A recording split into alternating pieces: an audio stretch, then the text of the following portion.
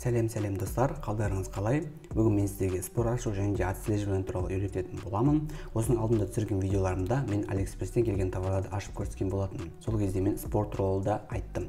Яғни спор дегеніміз, сіз Алиэкспресстен белгілі бір товарды берген кезде, ол сізге дұрыс емес болып келуі, яғни сынық немесе жыртық болуы, сіз ақ түс берген кезде қызыл түс, сары түс немесе қара түске алмасып кетуі кезінде, сіз өзіңіздің сол товарға төлеген ақшаңызды толықтай қайтарып аласыз. Яғни қарапайым тілмен айтатын болсақ, сіз Алиэкспресстен заказ берген товарыңыздың ақшасын өзіңізге қайттан толық қайтарып ала аласыз. Ал отслеживание дегеніміз, ол сіздің өзіңіздің товарыңыздың қай жақта келе жатқанын көріп отыруыңыз.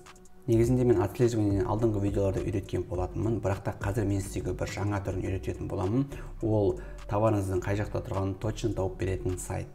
Ал ендеше кеттік, спор ашудан бастап үйренейік. Ең алдымен Алиэкспресске кіреміз. Стоп достар.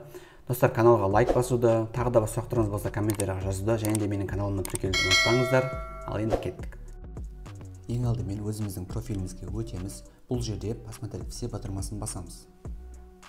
Мінекей, көріп отырғандарыңыздай, мен осыдан 2 ай бұрын өзіме 2 сақина заказ берген болатынмын. Бұл сақиналар менің почтама келді және мен бұларды барып алдым. Достар, ескере кететін жағдай, спорды ашу үшін сіздің товарыңыз сізге келмеген жағдайда немесе товарыңыз келіп тұрып, ол жерден сіз белгілі бір ақауды байқасаңыз, яғни товарыңыз сынық болса немесе жыртық болса, цветі алмасып кеткен болса, сіз спорды аша аласыз. Ал менің жағдайымда бұл 2 сақина маған ешқандай ақаусыз келді, яғни цветтер де өз орнында, ешқандай жырықтары жоқ. Бірақ мен спорды ашу үшін қазір бір сақинаның цветін алмасып кеткен ретінде көрсетемін де спорды ашатын боламын. Спорды ашу үшін сіздер өздеріңізге белгілі бір ақаумен келген товарды таңдайсыздар. Мен мысал ретінде мына сері сақинаны таңдайтын боламын. Көріп отырғандарыңыздай, открыть спор деген батырма біздің көзімізге анық түседі. Осы батырмаға басамыз. Бұл жерде бізге ең алғашқысында 2 нұсқа ұсынылып тұр. Только возврат денег және де возврат денег и товара. Бірінші, только возврат денег дегенімізде біз тек қана ақшамызды ғана қайтарып аламыз.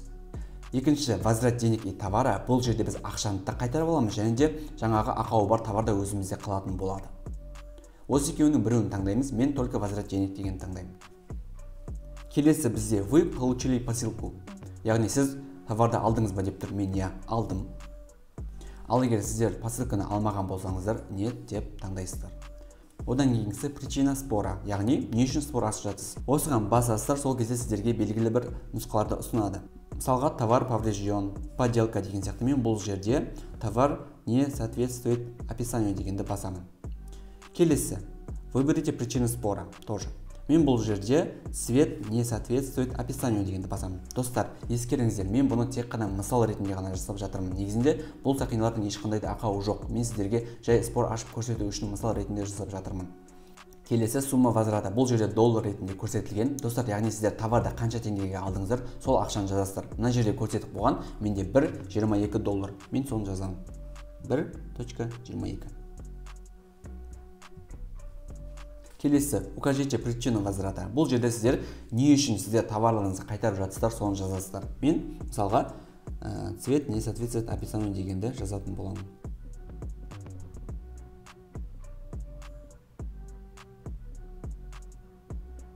Келесі бөлім бізде загрузите доказательства.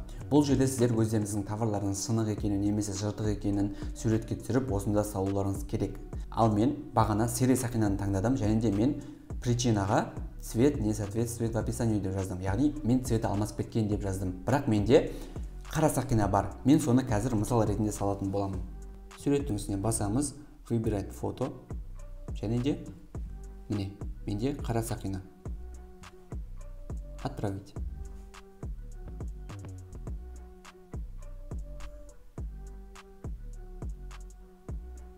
Мінекей, готово деп шықты. Ведется спор деген жазу тұр.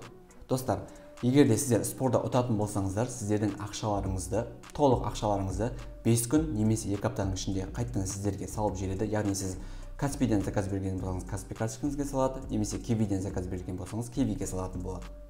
Негізінде Алиэкспресс көбінесе клиенттерді қолдайды. Яғни продавецтерге қарағанда клиенттерді қолдайды. Сіздердің ақшаларыңыз барынша өздеріңізге түсуі керек.